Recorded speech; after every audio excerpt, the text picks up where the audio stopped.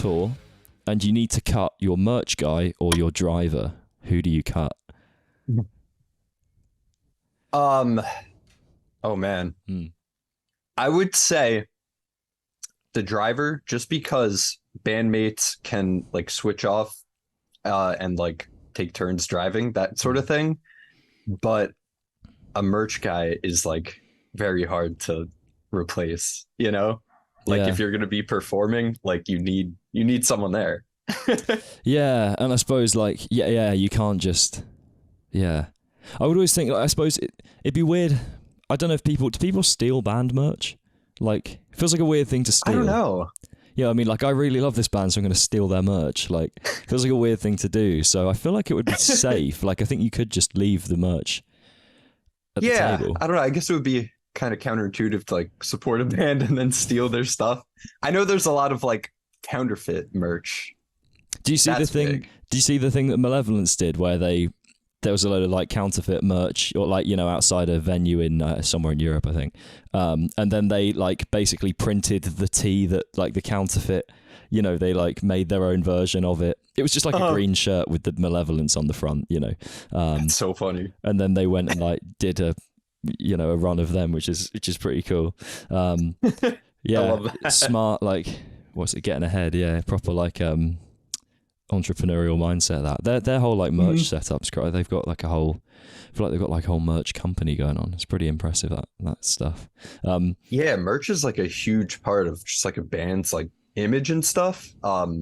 Like even coming up with merch for like this last single I put out, like, you know, you really have to think like, how do I want to represent, you know, what I'm doing on people's clothes when they go out? Yeah, it's a weird, like, I know I saw Kian. You know Kian Hushman? He's and his idea with the merch was to kind of not look like metal band merch, right? From my understanding, which is kind of, you know, because there's a lot of like metalheads out there that just don't, you know, not really. They don't necessarily want to dress in the stereotypical metalhead kind of way. So I guess it makes. I took inspiration from his merch for sure. I like that very like minimalist kind of clean thing. I think he does that really well.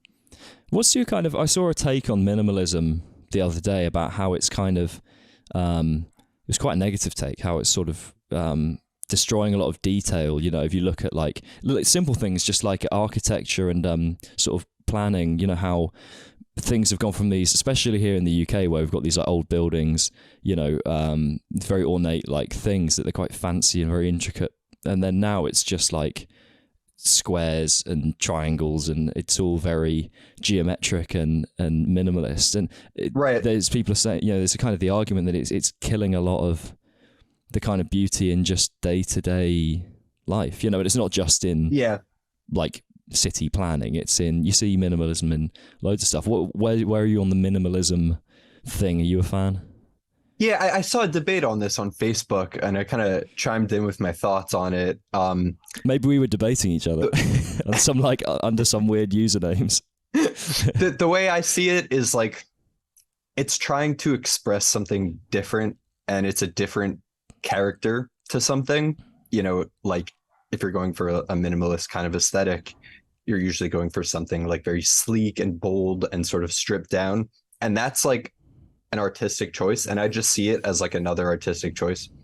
It's kind of like, you know, ambient music that's very like simple versus like something really complex, like a metal song or something. So I just kind of see it as like another way of expressing art, and it's just a different kind of character that is newer, and, you know, naturally people are going to be opposed to it. I do see the argument with it feeling kind of sterile, but you know, it's just like an artistic choice, like any other style. So I kind of just see it like that. Yeah, I think these things come in waves, don't they? What'll probably happen is we'll go minimalism for ages, and then some designer out somewhere will just come out with this crazy ornate thing, and everyone will be like, oh, maybe we should do that again. And it'll probably... Yeah, I mean, look at like the trends with like, you know, all gray appointments everywhere, like all of that. That was so trendy for a while, like gray floors, gray walls, and now people are kind of seeing it as like dated. And now the trend is like natural wood balanced against like clean, like whites and neutrals. Like I pay attention to that stuff. I think it's interesting. What's your? I've noticed you've got a very you sort of in terms of the rankings of musicians' aesthetic Instagram pages.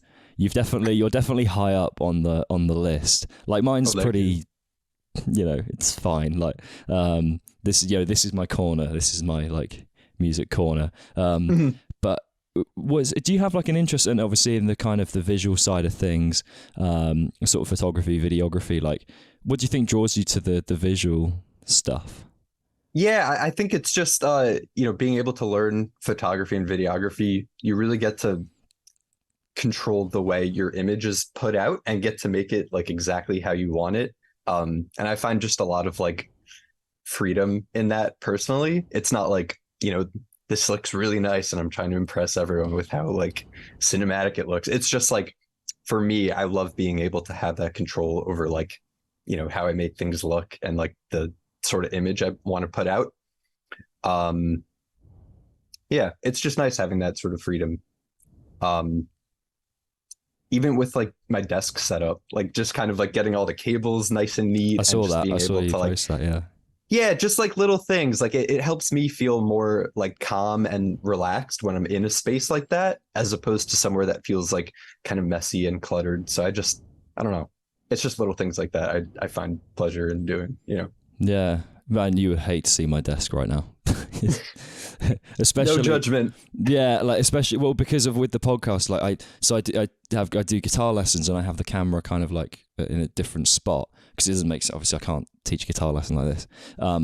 So I have to like shift everything around, and there's just cables and guitar picks and pens and a capo and a random lamp that I showed you earlier, just in the middle of the room, cables everywhere. Yeah, it takes work. Like I remember I went through for like hours figuring out cable management for the setup I have now. I must have went through like 40 to 50 cable ties and like broke my brain trying to figure out how to make everything work. So I'm really happy I got it to a place where it doesn't look like spaghetti everywhere. Do you have like, do you kind of that kind of element of control in life, is that like an important, some people in a very sort of free, just sort of go where the wind takes them, kind of sort of free spirited in that way, and then other people are very sort of want control of everything in life. Where do you think you are on that sort of spectrum? Like, what's it like? It's a good question. Your world. Yeah, I think artistically, I really appreciate having that control. Like being able to produce and mix my own stuff, and just being able to figure out exactly how I want it to sound on my own. There's like a lot of comfort in doing that, and same with like the aesthetic choices, like that sort of thing. I would say in life in general, I'm able to say like, okay, these are things that are out of my control, and therefore they're not worth worrying about as much, like trying to change that. And then the things I do have control over, it's kind of like, how can I make the most of those things? If that makes sense. Yeah, I was because I was doing the usual sort of look through what you've been up to in the last sort of year or so, and there's a few interesting things that popped up to me, and I saw you cover you covered the end of It's Dying Star, isn't it, the Periphery song? You did a sort of cover at the end, and you're saying how sort of you took something away from the message of that kind of song, or that it. And I think I love that the big sort of the chant kind of vocal at the end where you've got like everything, I think that's a really great sort of bit. But like, what was it that sort of what did you take away from that? Like, what kind of what did that kind of, I don't know what the sort of question is. How did that kind of inspire you, or like how did that resonate with you, I guess? Yeah, so that part of the song is like, I think that song in general is kind of about like meditation and like how important it is to just take time for yourself and like breathe and slow down. And it's really not like a message that you hear a lot, especially in heavier music. So to have it resonate like that, especially with all like the gang vocals in it, like to have this message, like take space, like you're not alone, like slow down, that kind of thing, like it was just very powerful to hear. And like Spencer's like one of my favorite vocalists too, so I just like wanted to cover that part, because I appreciate that message, that focus on like mental health and just taking the space you need. It's not something that's talked about enough or sang about enough. So yeah, felt like good. it's a sort of take a chill pill kind of, Mm-hmm. but more profound than that. Yeah, it's an interesting kind of message. Like, normally it's very often that the message is, here's how I feel about something, and in the hope that whoever's listening will resonate with how I feel. But actually, that song, I guess, is saying, this is how you could feel, you know, which is an interesting spin. Like, you don't often have it that. Normally, it's just like someone expressing how they feel about something, and you've just got to figure out if that works for you, you know? Right. Whereas I think it's kind of interesting that I'm just going off of what you said, and I know roughly the lyrics, I guess. So that's just my, imagine just chat to one of the guys, like, no, dude, it's not about that. Like, oh, okay. No, I thought it was good. Well, it's like every Red Hot Chili Peppers song. I used to like. I absolutely love the lyrics and sort of Kiedis's lyrics. And then as I got older and I found out every song is about drugs, I'm like, oh, okay. You mean Snow isn't about like the winter time? Yeah, I genuinely didn't. I didn't know at the time. I was just like, yeah, oh, there's no way to know if you're young. Yeah, he likes, you know, yeah, he likes Snow. Who doesn't? Yeah. Yeah, it'd be worrying. I wasn't that young when I started listening to Chili Peppers, but yeah. So speaking of like Periphery, you've got your wacky laser sounds involved. What's it kind of like having a sort of a stamp on a band that obviously means a lot to you? I mean, it's kind of surreal. Like I just sent Misha those patches just on a whim, just like, hey, like, you know, check this out, it might be cool. And you know, to realize that they actually ended up using them like on the album, and like I had some sort of effect on that is like definitely pretty surreal. And it's just like, you know, I'm humbled by it for sure. Cause like I'm just in my room like making like these stupid sounds on the Axe effects and like just try to like, you know, have fun with it. And you know, it's just really crazy hearing it in context. So I think he used like some of my patches and then some of Greg from Car Bomb's patches, which are just like on a whole other level. You know, I was listening through the stems of some of the tracks on there, and I can hear like where my patches are and then Greg's, and they're insane. Like I'll hear them and have no idea how to replicate it, you know? I want to get some of those patches too. Yeah. You guys like evolving Axe Effects patch, like, you know, pass it on sort of like thing where you get theirs back and then you can just fuck around with it and send them another one. Like what yeah. Kind of... Oh, go on. Yeah, it's great. Like just being able to send someone something like that, and it's like a very complex chain and there's a lot going on, and you can just load it up in like 2 seconds. Yeah. What's the obviously a lot of the kind of tones you go for and the musical stuff that you kind of do is it deviates quite far from the traditional guitar sound, even in like heavier music. What kind of what is it that drew you to that in the first place, or what continues to draw you to like less conventional, like, you know, some of the riffs, the stuff you're doing is somewhat recognizable, you know, a metal guitar player would be like, I know where we're at with this, but then the tones that you put over that is like, oh, this is not something I've heard before. what brought you there and what keeps you there? Like, so I think it's two things. It's like my interest in like dubstep and EDM, like those kind of sounds, because for a while, like before I even heard of like the band Car Bomb or like any of those laser sounds, I was basically trying to like make my guitar sound like, you know, Skrillex style, like dubstep sounds and like growls and squeals, like all of that. So when I did discover Car Bomb, it was like, oh, like I can really push this further than that. So I basically just tried to replicate those sort of sounds on my own. And I got like kind of close. Like it's not quite at that level, but I definitely took a lot of inspiration from Car Bomb for those sort of sounds. And then like, you know, using ring mods as like an octaver, that sort of thing. I think, you know, that's been around in like funk music for a while, like getting that kind of gritty sort of low octave sound. So I just wanted to apply it to like distorted guitars. And it's a really fun trick. Is it harder to mix than like conventional metal guitar stuff? I would say using the octaver tone on it makes it a lot easier to blend with bass, and makes it sort of gel together better. With the laser stuff, like I'm using heavy compression on guitars, and I also love OX Sound Soothe to sort of like hit any resonances that like really pop out. So I'm able to sort of keep things under control even when it sounds like insane.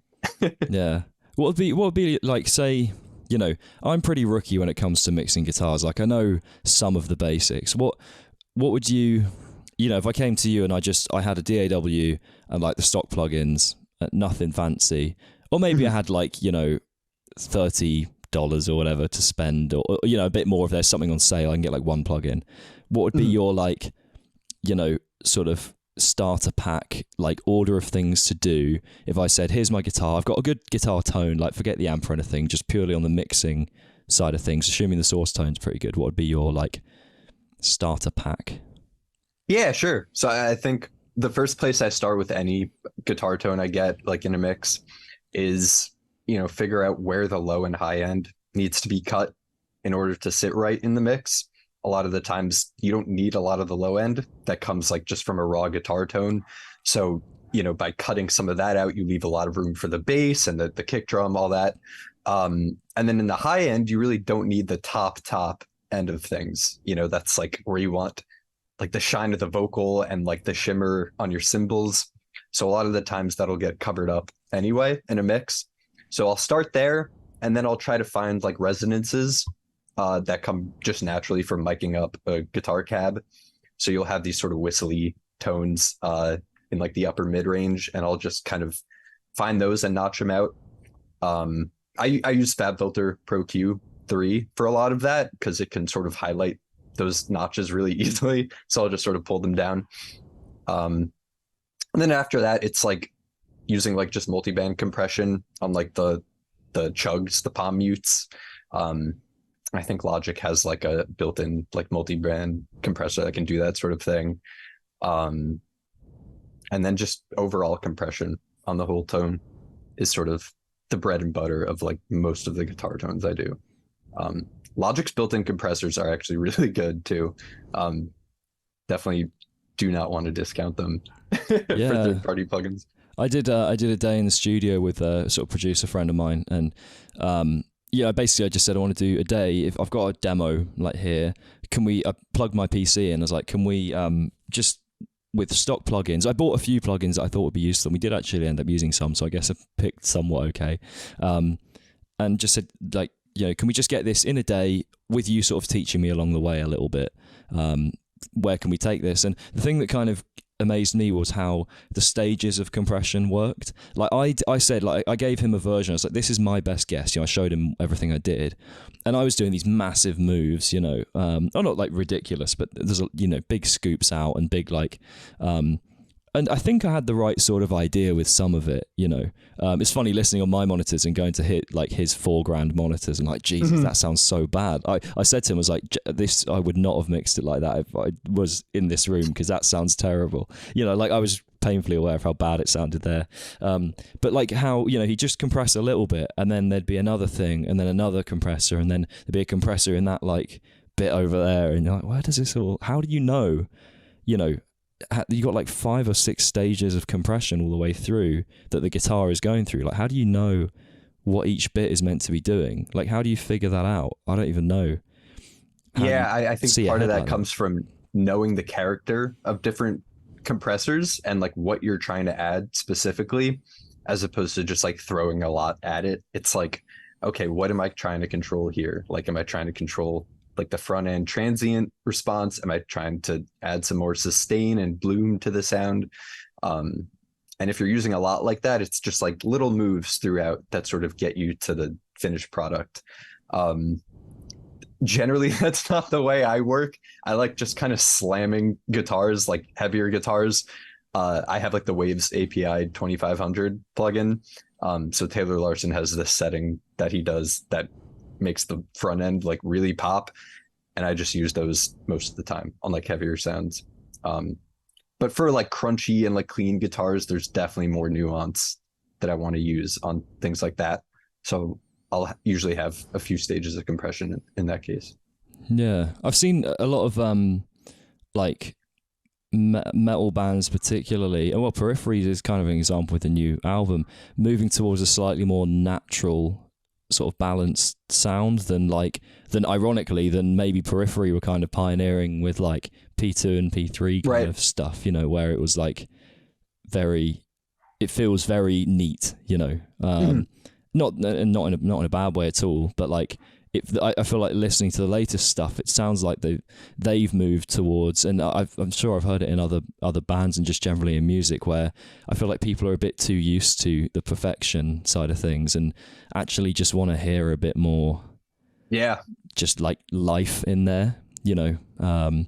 What do you think? What sort of direction do you think this production stuff is going in terms of, you know, totally, you know, like precision cuts and everything versus, you know, total raw sort of audio files? Where are we falling in that like balance, do you think? Yeah, I think more in like the later 2010s, there's this huge focus on like, okay, everything has to be perfect. Like we have to cut all the silences, like no pick attack. Like, you know, you hear that on a lot of different like deathcore and like metalcore albums that came out around that time. And I think, you know, within the last few years, there's 100% been a shift toward a more natural sound. And I think it's going to continue to progress that way. Even comparing P5 to like P3, like not that big of a difference in between those. And I feel like they're really good markers of like the way music sounds at that time. Like taking like P1, like the way that's edited and like cut up versus like P5 now, where, you know, they'll leave in some more, you know, like mess ups and like little noises here and there, and like the drums will feel a lot more natural and warm. I like that there's more of a focus now on like nailing the source tones, especially with drums, you know, just getting really good drum sounds off the bat and not having to do as much work later on. I love that way of thinking. And I think it's going to continue to progress in that way, where people are just going to become less reliant on like editing and chopping things up and more reliant on just like nailing the takes and like nailing the source tones. Yeah, I that's another thing where I remember talking to this producer friend where like he was talking about, I can't remember when it was, but just the importance of just getting the tone, you know, getting it right. Because what was happening was I was obviously making, like I said, making these big sweeping changes. This would have been a while ago, to be fair, when we were talking about this. But, you know, I would naturally be just trying to carve out loads of things. And then what he would do is he'd go to the amp and go, okay, well, what, you know, or look at the guitar or look at like how am I hitting the strings or things like this. Like, oh, okay, that's makes sense that you've got to input the best thing you can. Like, yeah, it's interesting how I think a lot of people think you can fix a lot of things in some ways, right? But yeah, it's best just not have to fix it in the first place, I guess. Yeah, it saves you work down the line. Yeah. So what, like, in the last year or so since, well, I can't remember when it was we chatted exactly, but it's been about a year, I think, something like that. I think about a year, yeah. Is anything in terms of you, like personally, and, you know, has anything changed or is there anything new? Obviously life events have happened, you know, but like, is there anything, how do you feel like you're different to, say, you a year ago as a person, you know? Yeah, no, that's a good question. So within the last year, like I moved, I have my own place now, with my girlfriend, Elissa. And that's just mentally been like a really cool change, just like having more independence like that. You know, the old studio I had was in my parents' house, like that old space.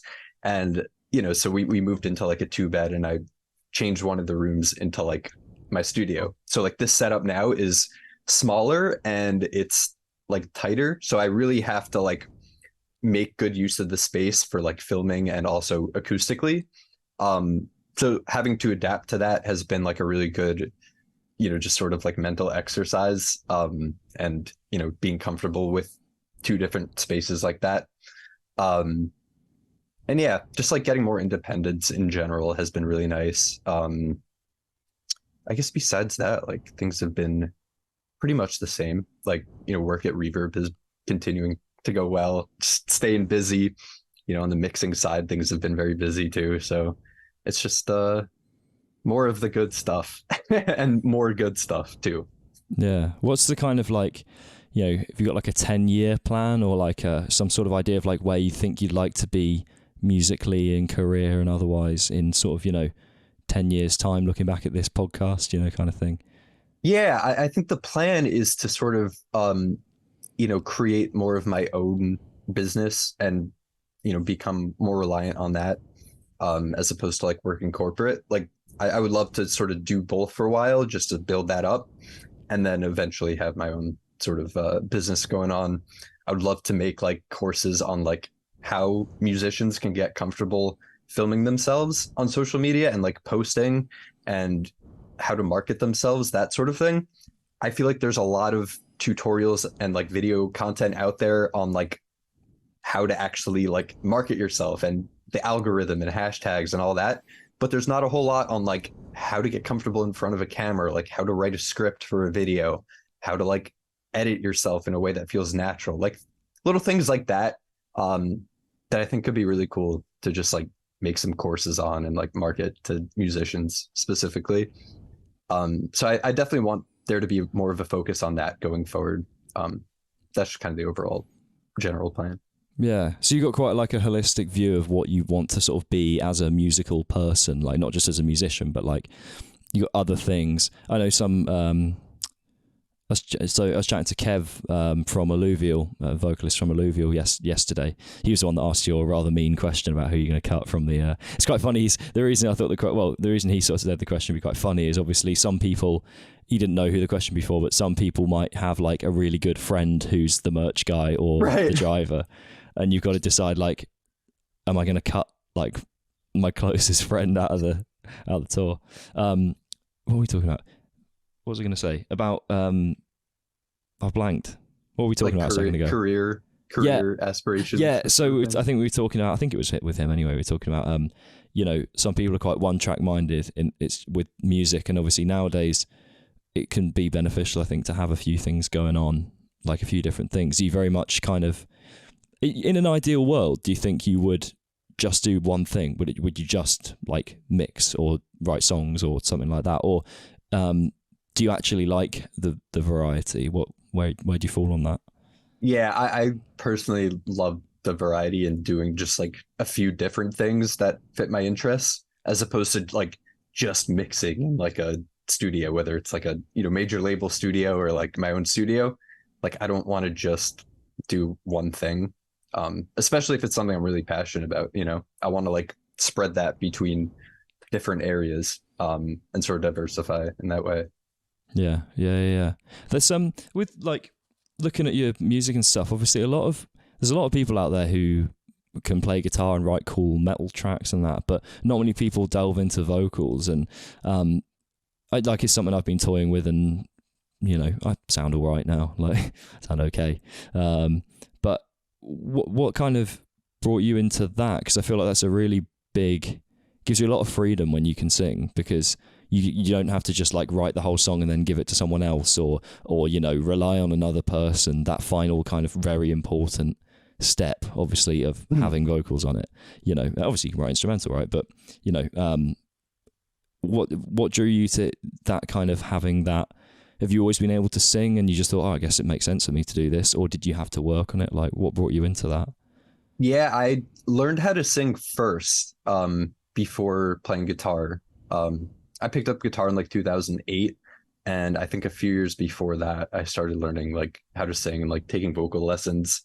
I still have a ways to go with on the singing side, guitar too, but just wanting to do both of that early on was cool. And just seeing performers do both at the same time, growing up, like watching like Kurt Cobain and like all these songwriters who also play guitar. I thought it was the coolest thing, so I wanted to just do both together. Now the stuff I write, I can't play both at the same time and sing, but I just always thought that combo was really cool. So that's kind of why I wanted to learn both. Yeah, I feel like there's something I part of why I want to step into vocals is partly because I actually want to challenge myself in some way, because I kind of feel a bit nervous about the idea of singing, you know, and I kind of, it's that whole, you know, pushing yourself forward. I think it might be a good, like last night actually, it's funny. I was sat, because I just live on my own in this flat, so, and I work from home. So if I don't make myself go out and do stuff, I just get like a bit cagey and a bit like, oh, I need to, you know, it's not like I need to just go and get drunk all the time, but like if I don't go and do something, it's not for the sake of like drinking, but there's like loads of bars where my friends go like at the weekends and stuff. And last night I was like, fuck it, I'm just going to go there, and if I don't know anyone, I'll just chat to someone and have a drink, because I was like, it sounds a bit off topic, but I'm bringing it back. So like, because I thought, you know, I was sat in my flat and I was like, oh, there's no one. Like, I messaged you for your friends and no one's about. I'm like, oh, this sucks. I was like, why don't I just go out? You know, like just me and just meet some people. And but the way I think about vocals is there's that like barrier, I think, where a lot of people are afraid to present vocals because it's very personal. And I feel like I just need to jump that hurdle a bit like I was saying, just go.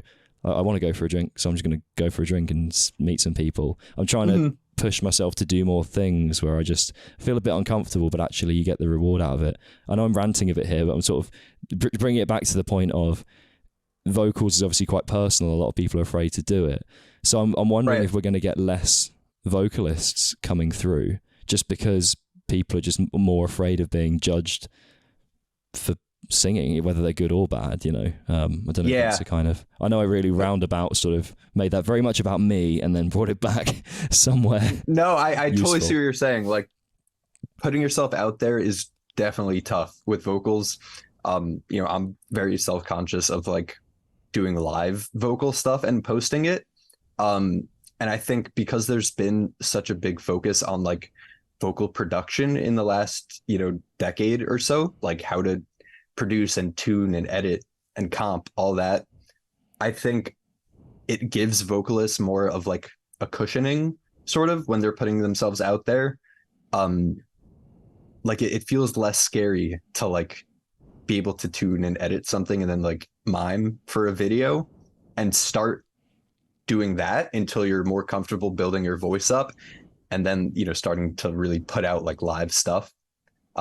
At the end of the day, it doesn't really matter like what you're putting out as long as it feels like genuine.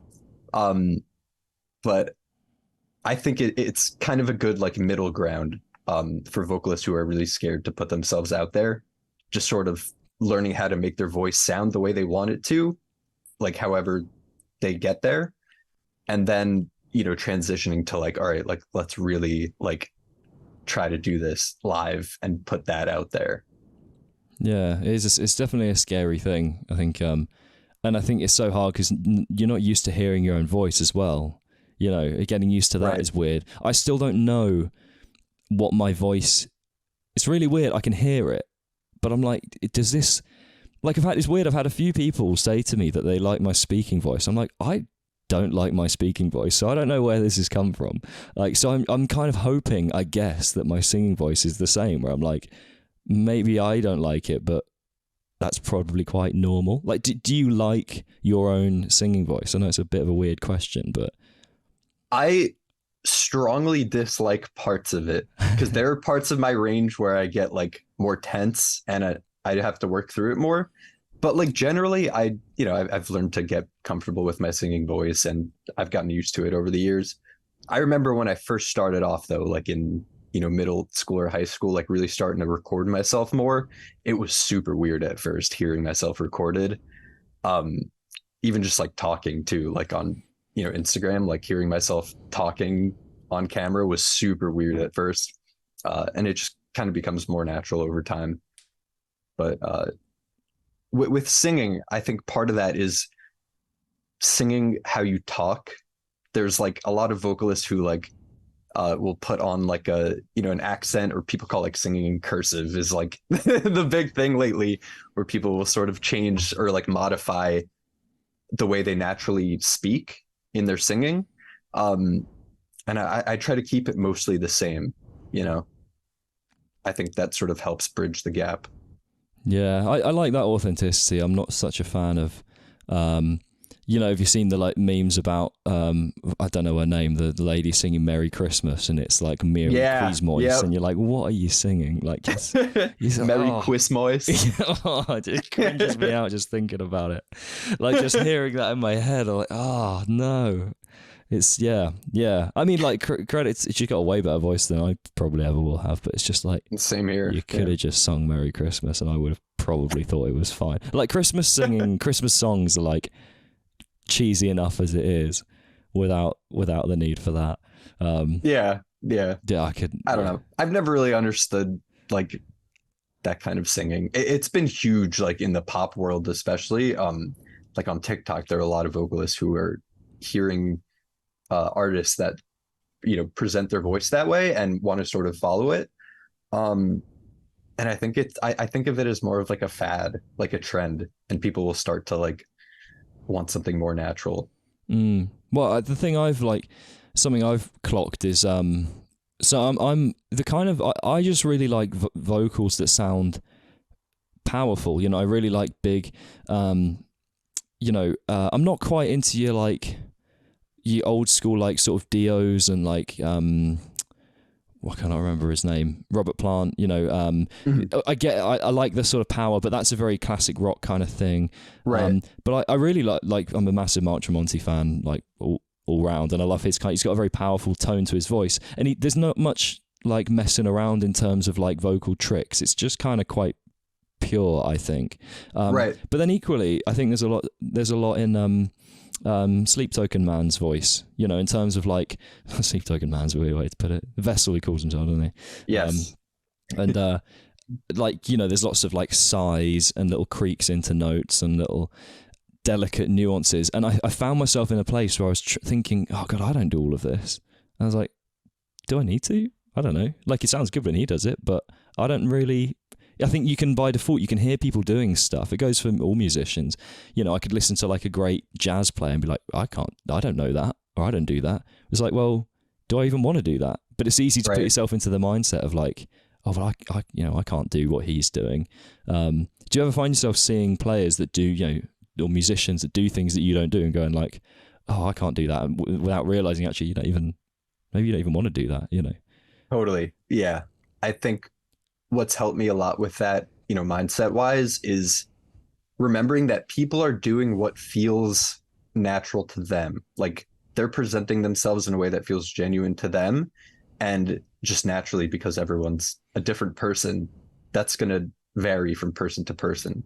So as long as what you're putting out is genuine and, you know, feels authentic to yourself, like it doesn't really matter like what it is. Like, if I see someone shredding on Instagram, like playing like crazy fast stuff, like, yeah, for a second I'll be like, wow, I want a quick guitar, like this is insane. But then I remember like it's not really what feels like authentic to me, you know. Like, I want to groove, I want to play like simpler stuff that just kind of goes hard, you know, because that's what feels right for me. Yeah, I think it's an important it's difficult because you see literally every variation of every type of player online, because it's just this. It's a big place, you know. Right. Yeah, it's another thing, bit of a sort of segue, but another thing I've want to sort of chat about was I've seen you shared a lot of stuff about like the cold plunge stuff. Yeah. Or you've like, because I there's a guy I follow. I don't know if I'm going to see. Actually, I know if you follow. Is Jordan Ferrone? Is that his name? He does like an ice bath every day, and he does a little inspirational message. I don't know if you've seen him. There's another like. I don't think so. Oh, I have to send. He's so like wholesome. He's been doing it for like, I think like 200 and something days now. I think he's obviously trying to make it to a year. And he just every morning he does it's like the same video, but like you have a different little message, and it's a different day. So when he first started, I think it would have been like winter, I guess, or like going into winter, and he's in. Is it Winnipeg? I think he's in or something. But either way, like it's just brutal. Like you can see the ice. He's literally breaking it with like dumbbells. But yeah, he's there's been a bit of a phenomenon, I guess, blowing up. I've tried some of that, and I know you've talked about it. Have you committed to like the full ice plunge? Have you done that? So actually, like taking like an ice bath, I've done it once, and it was like probably the most uncomfortable experience in my life. Like I couldn't really like breathe well, because your body really tries to fight it.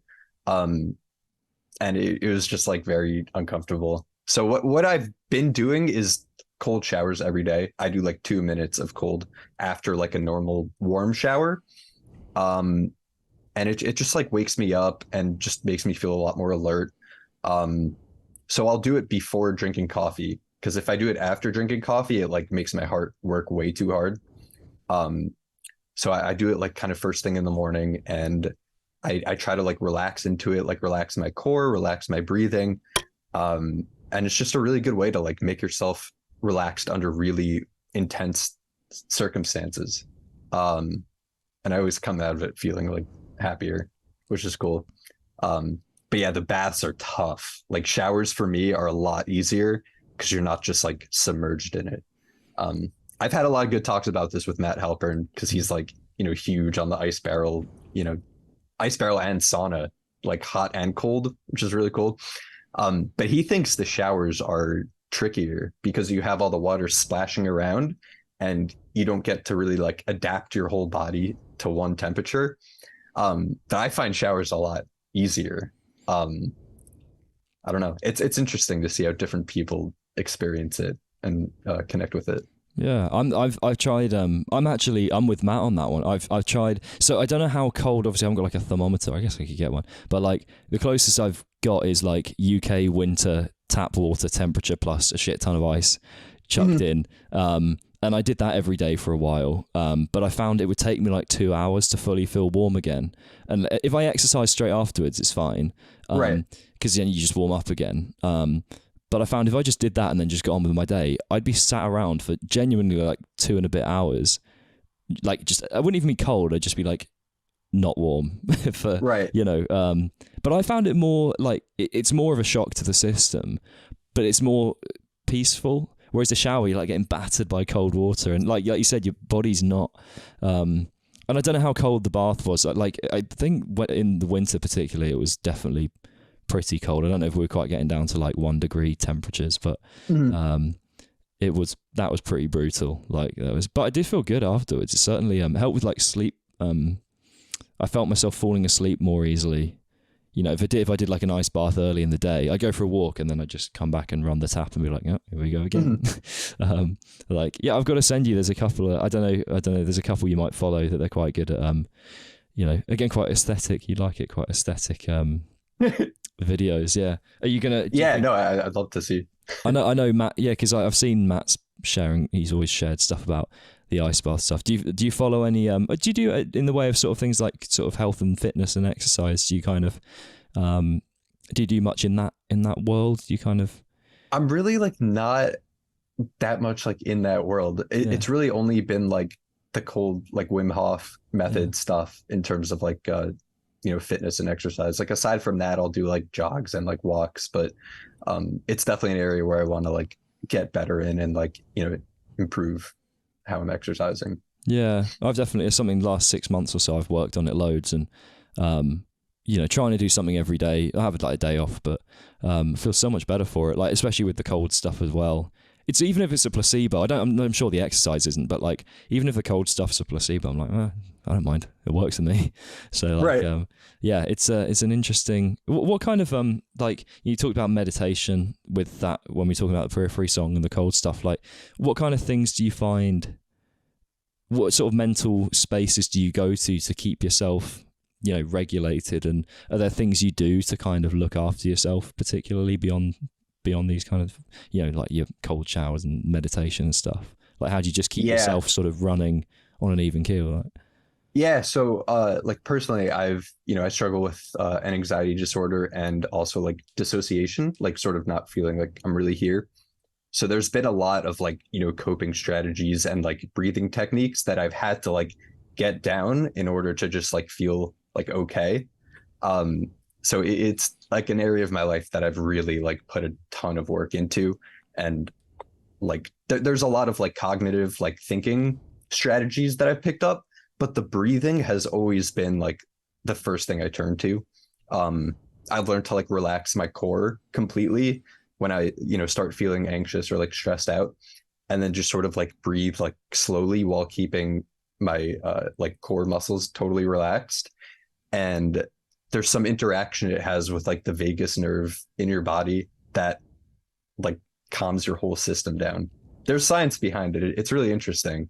I didn't think it would have as big of an effect as it does, but that's kind of the first thing I turn to. And I'll just like play guitar or like listen to music if I'm feeling stressed.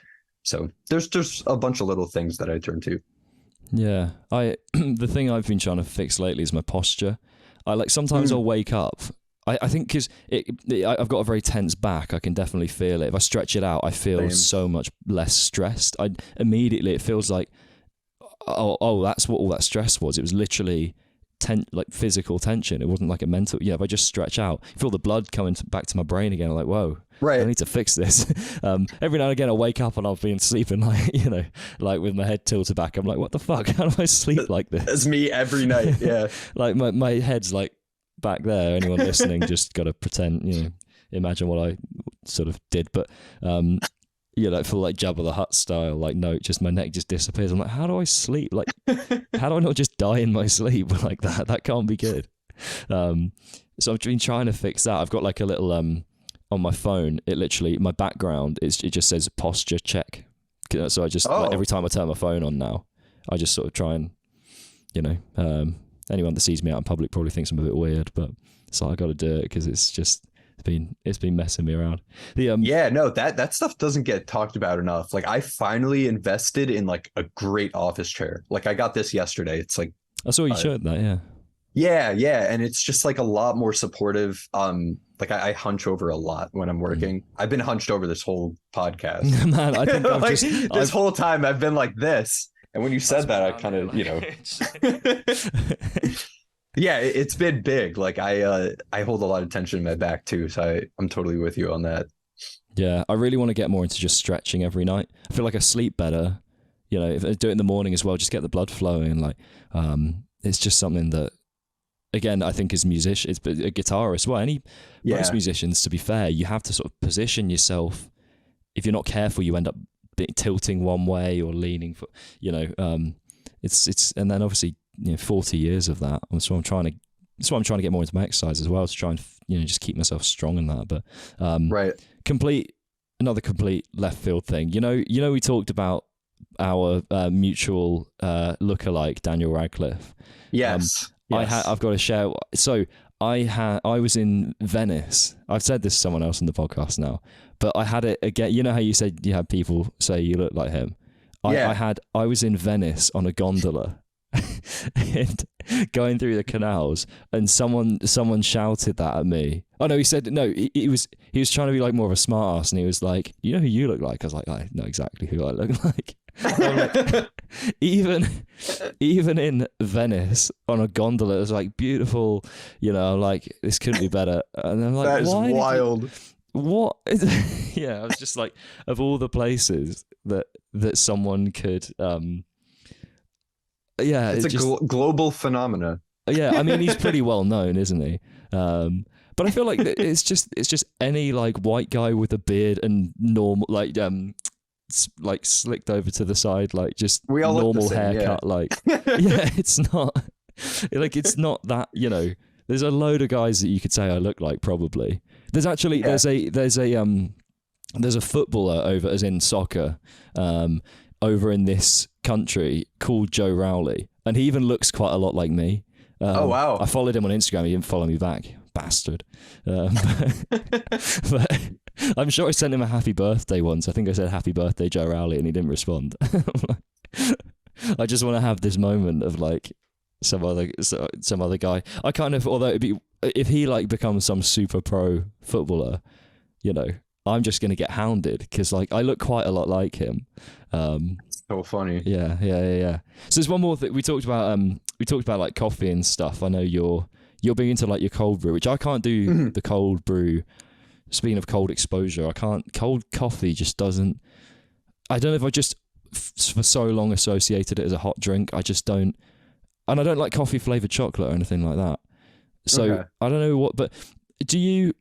what I feel like there's, trying to sort of spin this in a more interesting kind of way. Like, there's a lot of specifics that go into these kind of things, and I feel like even just watching you I know you've made a couple of little videos of your coffees and stuff, like it feels like and when you piece that together with things like your production and the aesthetics side of things, like it feels like you have a real interest in like detail and sort of like the methodology and all this kind of stuff. Like, do you think there's sort of like an analytical part of your brain that draws you to, and I know it's a real step from coffee here, but do you feel like there's that sort of side of your brain that maybe draws you to these kind of things?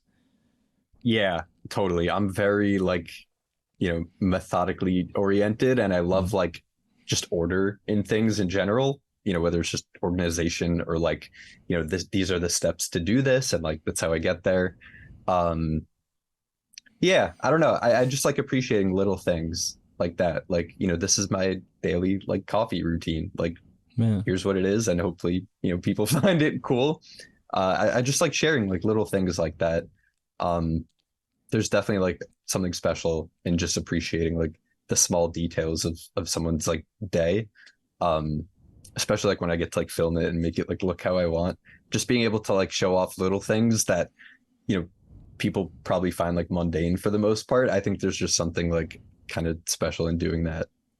Yeah, I think the thing I've been with the way sort of things like AI are going and how I think it won't be long before it's AI. I mean, AI is already putting together music that is, sounds pretty convincing. I think what's going to happen if you want to stand out as a musician is I think you have to have a story and you have to be a human being, basically. I think because, I think if I were to, for example, go and part of why you go to a live show is because it's human beings on the stage. You don't go because, right. And I think like little things like sharing your passions and that are going to become way more important in the next 10, 15 years. Because I think if you don't do that, if you don't show people what you're interested in and what makes you you, and like little things like putting up, singing, but your voice with mistakes and things and right. whatever it is, I think we're going to end up, you're never going to beat artificial intelligence, or certainly not in the next 20 years when it comes to this stuff. And I think there's a lot of value actually in having your sort of personality out there, if that makes sense. I don't know what your sort of take is on that, but I mean, just going about your day doing things is something that's uniquely human, just like making coffee and like sitting down and organizing your desk. Like those are physical things that people do that, a computer doesn't do because it's a computer. So I think just sharing those little aspects of your life is like, there's something just innately human and like fun about that. It's funny with my page, like I debated for so long whether I wanted to share stuff like that as opposed to just keeping it like a music page only. And eventually I was kind of just like, whatever, like, who cares? This is my page. Like, I'll just make it me. Yeah. I really want to get, I've been going back to coffee, ironically. I've been going down the rabbit hole of seeing all these different espresso machines and like, now, like, I remember watching a video on the best kettle. I was like, I'm wasting my time at this point. Like, what am I watching? And the guy was analyzing like the flow of the water. I was like, Jesus Christ, what am I like? Yeah, espresso is like an art in itself. And thing is, I'm not one of those people that's that interested in the intricacy, but when I see it, I'm like, oh, actually, I'd like to try that. I want that coffee, I'm not that interested. I like the aesthetics of it all, and I like the sort of, but I don't know, when I see it, it's like, I bet that coffee tastes way better than my coffee, So I'm like, I remember I had one I was in Ljubljana in Slovenia, and there was a coffee shop, and I thought it was just like a normal bit upmarket but like decent, and it was proper professional, and I bought some coffee beans from there, and the guy asked what machine I have. I was like, just like a cheapy one, and he's like, basically I said, which beans should I buy, and he basically was like, doesn't matter, just buy anything. I was like, great, because obviously I don't have like a £700 machine, and the guy was just like, it doesn't matter, just buy whatever you want. I'm like, oh great, thanks man. I like cold brew because the process is very like cut and dry. Like you literally just grind up a bunch of beans, put water in the thing. I've like, it's called a toddy. It's just like a plastic container. And then you just filter it after like 10 to 12 hours and that's it. Like there's no real like nuance or intricacy to it. You just kind of do it. What if you forget to make one though? Like the night before? What then? Oh, we have a few emergency cans of cold brew that we got from the supermarket that we literally just keep in our fridge in case like we wake up and are like, oh shit, like we don't have coffee. Oh, so you're both cold brewers. Yeah, like I make batches for both of us. Ah, okay. Do you still like a hot coffee or no? The only time I'll really drink hot coffee is like espresso after like a meal or something. For like, you know, as part of like dessert or something like that. But I generally like cold drinks more. I feel like I can taste it better when it's cold. Yeah. Hard disagree there. I don't know. It's a weird thing. I've just like never really connected with like hot coffee that much. But like I do like a shot of espresso or something like every once in a while. It's nice. You could like FedEx me a cold brew, you know, like express delivery and like vacuum seal it, and it should still be, hopefully it will still be cold, and then I'll let you know. I'm not going to send you an espresso back. I'm sure you could get one of them. I'll pack it with ice and send it so it arrives cold. Yeah, can you imagine? I just send you like you just got a mug in like a bag. I'm just like, I'm sorry, forgot to package that hot liquid. yeah, I'll just like pour it into the bag. What a ridiculous thing to do. Oh well, yeah. Well, I'm glad this has gone. You know, sorry. It should be cold coffee is just like it's just refreshing. Like I like that. You know. Yeah. Like that I could just drink it and it's like a cold glass of water or something. Yeah, I'm just always drawn to like fruity flavors if I want cold, you know, refreshing, or a beer, but that's not really that good for the morning, you know. So not particularly. No, it depends what kind of morning you want, I guess, you know. True. Yeah, if you want a morning of sort of shouting at the pavement outside, then, you know, like whatever. Then it's perfect. Yeah. Yeah. Cool. Okay, well, now that we're talking about complete and utter nonsense, maybe it would be good to wrap up and get. So I need a question for the next. Continue the sort of question trail that I've got going. Yes. And an artist pick as well. Okay. I've had some utterly ridiculous questions since your. There's one particular question that I can't believe, but now I look back at it, I'm like, why did I should have vetoed that question. Okay, let's see. My question is, if you can own a pet that's like normally like a wild animal and like isn't usually like domesticated, like what would you get? And like it has to be like a wild animal and like you have to tame it yourself. That's pretty good. That's interesting. I don't know what I would get. It's kind of an insane question, but I just think it would be fun. Yeah.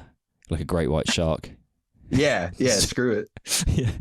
Just fill your living room with water. It's my guard shark. It's better than a guard dog. Yeah. Can you imagine trying to rob that house? Like, gee, I did not sign up for this. Like you're prepared for a guard dog. You got like treats or something, you know. Just see a great white shark in the living room, like I'm out. Like the moat around the house just opens up and a shark jumps out. Yeah, it's way better. Yeah, even Mike Tyson's like, dude, that's too far. You know, like yeah. All right, cool. Yeah, that's my question though. Yeah, so. Yeah, nice. And then I need an artist that you want to promote to the world. Sure. My artist pick is going to be. What was it last time? I'm trying to remember. Because my artist pick would be Holding Absence if I could pick one. Sick. And I don't know if that was my pick last time. I don't think it was. I can't remember. I've also had so many, I can't remember. But yeah, no, they're good. Yeah, that's a good, good choice. I love them. Like them, Loathe, Thornhill, like that whole scene. I love all that stuff. So that's my pick. I had Faisal from, is it Faisal Phase? I don't know how you, Faisal. I had him on episode 50 something, I think. He was really cool. They're here in the UK, in Birmingham in the UK soon, actually, with Spirit Box. So I haven't got a ticket, but I'm maybe able to figure that out. So we'll We'll find out. Yeah, watch my Instagram stories and see if that breakdown at the end of New Faces in the Dark, just like, oh yeah, it's in my gym playlist, and I'll just skip back a bit to do another set just because like this is that live. It's like, if you don't want to be in the pit, like you have to be far from the pit. Like it's like back up if you don't want to be in the pit. Yeah. It took me a while to get into Loathe, but now I'm like, oh, I think I get it now. You know, there's some similarities with your kind of guitar tone and things like that as well. Actually, they're very much an inspiration for what I do. Yeah, they've got some weird guitar sounds in like their last full length. They don't use like axe effects or any of that. I think it's all like pedals into they use like Archetype Pliny on that album. Oh wow. Yeah, okay. That's cool. Yeah. Interesting. So also, if you want to plug anything to the world for yourself, then go ahead. Yeah, I put out a single called Shoreline a few weeks ago. It's pretty cool. If you like Loathe, Periphery, all those guys, you might dig it. It's all swung. The whole song is a swing groove. That's kind of like, I realize kind of a lot of my songs are swung. It's cool. So yeah, it's fun and it's heavy. Yeah. Well, I mean, you know, it's if you know what you like, it's, you know, it's like the guys in Periphery being like, we realized all our songs were complicated. It's like, well, you know, if you like it, it's the whole point. Yeah. Sick, man. Well, thank you. Thank you. It's always a pleasure.